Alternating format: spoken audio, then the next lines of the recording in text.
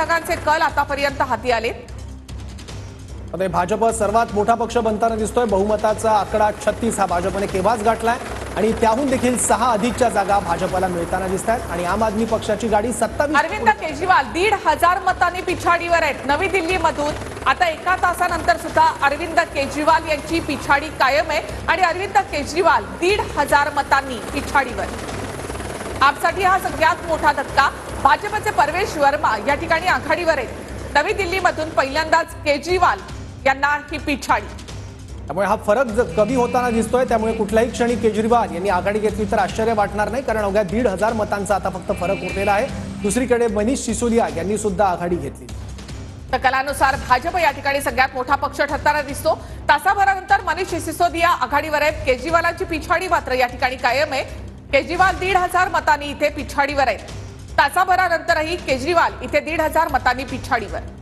3 प्रमुख नेते आहेत आम आदमी पक्षाचे, त्यातले केजरीवाल 1,500 मतांनी अजूनही पिछाडीवर आहेत, तर मनीष सिसोदिया यांनी जंगपुरा मतदारसंघातून आता आघाडी घेतलेली आहे। आपची स्थापना झाल्यापासून ज्या नवी दिल्लीनं केजरीवाल यांना नेहमी साथ दिली, तिथे मात्र यावेळेला केजरीवाल पिछाडीवर आहेत। भाजप 42 आणि आप 27 जागांवर आघाडीवर, काँग्रेस एका जागेवर आघाडीवर।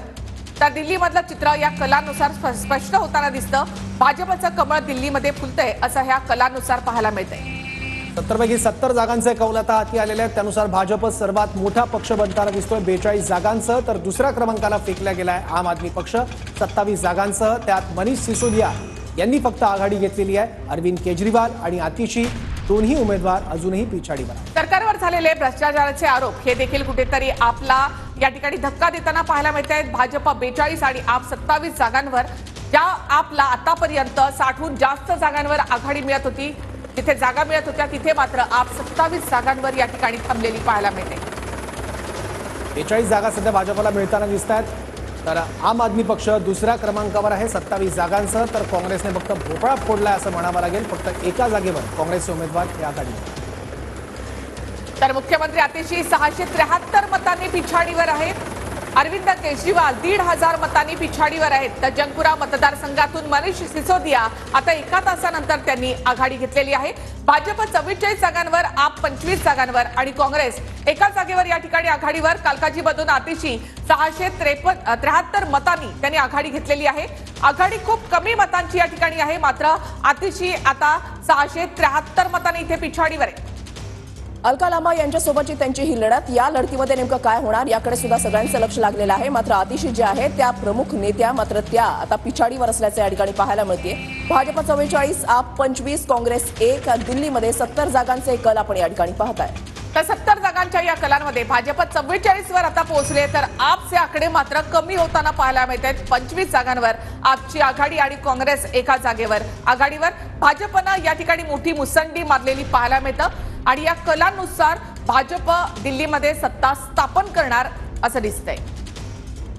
केजरीवाल यांच्या नेतृत्वामध्ये 12 वर्षांपासून आम आदमी पक्षाची सत्ता, मात्र त्याला आता कुठेतरी सुरुंग लागल्याचं पाहायला मिळतं आणि 27 वर्षांनी भाजप या ठिकाणी बादली मतदारसंघातून काँग्रेसचे उमेदवार सातत्यानं आघाडीवर आहेत, तर उर्वरित सर्व जागी काँग्रेसचे सर्व उमेदवार सातत्यानं पिछाडीवर आहेत। काँग्रेसला या ठिकाणी आता म्हणता येईल भोपळा त्यांनी फोडलेला आहे, मात्र परफॉर्मन्स जो आहे त्याच्यामध्ये इम्प्रूव्हमेंट दिसत नाहीये। आपण या ठिकाणी पाहताय की दिल्लीमध्ये 70 जागांचे निकाल, काँग्रेस फक्त एका जागेवर या ठिकाणी आघाडीवर आहे आणि आकडेवारीवर नजर टाकली तर भाजप 43, आप 26, काँग्रेस 1 आणि इतर कुणालाही या ठिकाणी भोपळा फोडता आलेला नाही। या कलांमध्ये सुद्धा भाजप आणि आप यांच्यामध्ये डिफरन्स कमी होताना पाहायला मिळत नाही। भाजप 43 आणि आप 26 जागांवर आघाडीवर, काँग्रेस एका जागेवर आघाडीवर।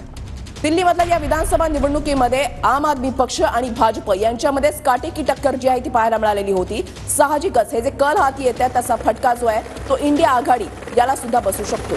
तर भाजपला 43 आणि आपला 26 जागांवर आघाडी मिळाली आहे, काँग्रेस एका जागेवर आघाडीवर। मात्र या कलानुसार दिल्लीमध्ये कमळ फुलताना पाहायला मिळत आहे। हे कल कायम राहिले तर जवळपास 27 वर्षांनंतर पहिल्यांदाच भाजपचा मुख्यमंत्री दिल्लीमध्ये विराजमान होईल।